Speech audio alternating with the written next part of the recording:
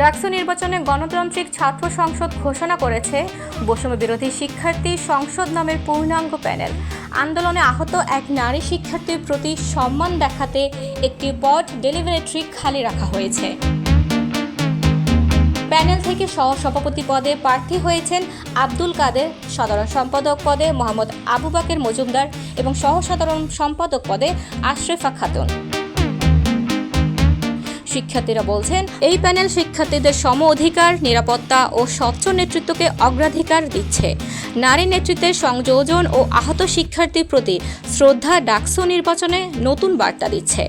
ছাত্ররা বলছেন, এই পদক্ষেপ শিক্ষার্থীদের মধ্যে ইতিবাচক প্রেরণা ও ন্যায়ের বার্তা ছড়াচ্ছে।